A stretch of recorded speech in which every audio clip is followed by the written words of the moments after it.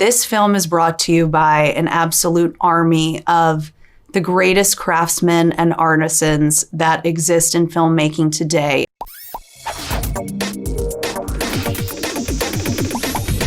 Hi, it's so lovely to meet you. So lovely to meet you. So I'm with Cineworld, and we're very excited to be bringing Deadpool and Wolverine to the big screen. I don't know anything about saving worlds, but you do. Trust me, kid, I'm no hero. You were an X-Man. You were the X-Man.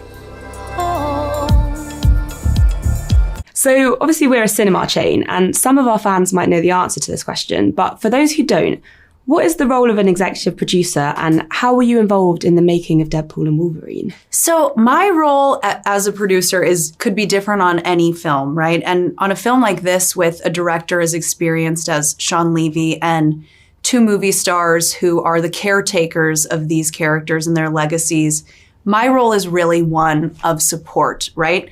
These guys know exactly what they're doing and what they want, and my job is to do anything I can to support, making their creative vision a reality. Shawn will tell you the producer's role is it's the whatever it takes job, right?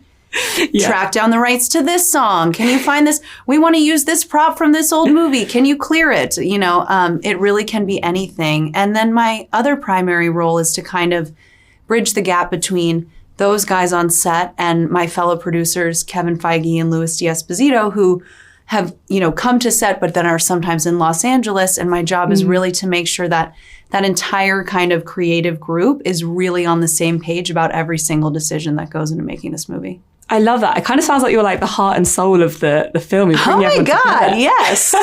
You should go around and say that. I'm the heart and soul of the film. I'm the heart and soul of Deadpool and Wolverine.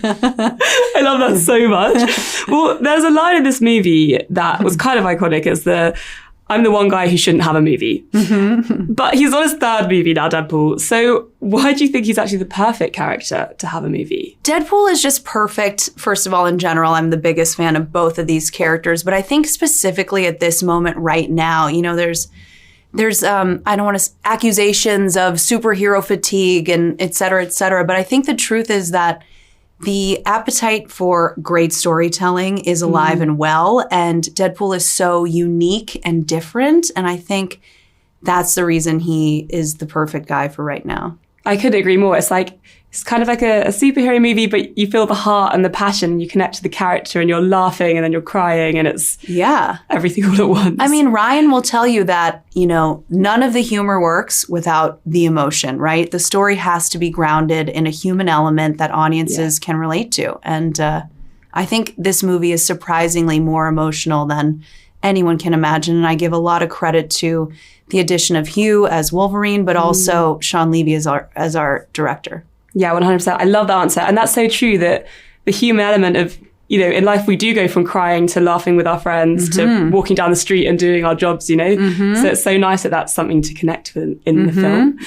Well, at Cineworld, we're going to be playing Deadpool and Wolverine on the biggest screen possible in IMAX. Great. So why do you think audiences should come and see this film in IMAX? I think audiences should come and see this film on the biggest screen possible because this film is brought to you by an absolute army of the greatest craftsmen and artisans that exist in filmmaking today. And so therefore, everything you see has a level of detail and nuance, whether it's the production design or the costumes, and we took such great care to not make this film surrounded in blue screen and to go out on location and to build incredible sets and really just make it feel like these were two real people in real places many real people in real places doing real things, and I think seeing the biggest screen possible is the best way for you to really lose yourself in this story. Yeah, I couldn't agree more. I'm definitely going to be looking for the biggest screen I can watch the whole film on. Yes, perfect. It's funny because earlier you mentioned the kind of music rights and stuff, and something that stood out to me, and I feel like you can't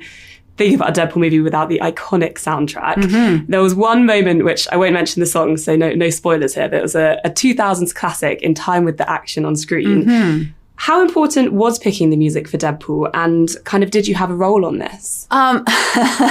Well, no one is a bigger savant with music for these films than Ryan himself. So They really did not need my help in picking any music whatsoever, but I will say that I was the biggest fan of everything they picked. I absolutely love that answer. I mean, it's an iconic soundtrack, so that's great to hear. Well, thank you so much. It was so lovely to speak with you. Thank you so much. And yeah, we can't wait to bring it to the big screen. Boys are so silly.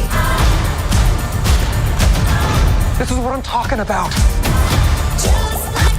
Big slow motion action sequence. Who knows if you live or die? Let's Go! go.